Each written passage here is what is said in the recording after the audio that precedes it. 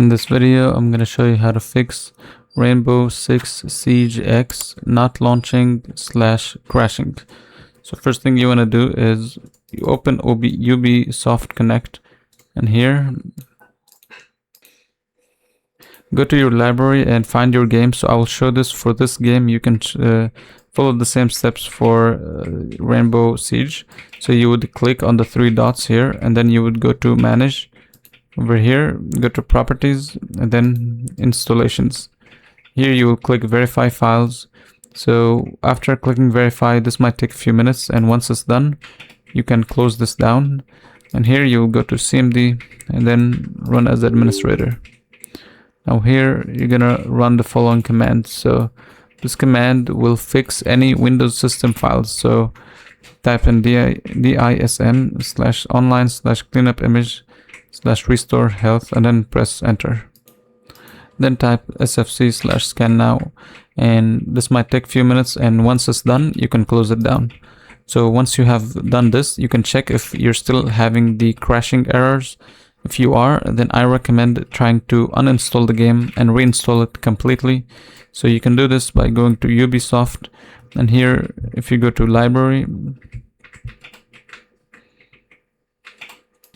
so here in library you would click on these three dots, and here you'll see manage. Down manage you'll see uninstall. So uninstall your game, uninstall the Rainbow Siege game, and then try reinstalling it again and see if this fixes the error. If you're still having errors and issues with the game, with the crashing, then your last resort is to try to install the C++ Windows package. So go here and type in Visual C++ redistributable download, and then go to the first page, then go here, latest version, and download the 64-bit version and 32-bit version. And here make sure you run the installer for both. So run, agree, and install. And once you're done, do the same for the other version. Run, install, and okay. And once you're done installing, I recommend restarting your computer, and hopefully this should fix your issue.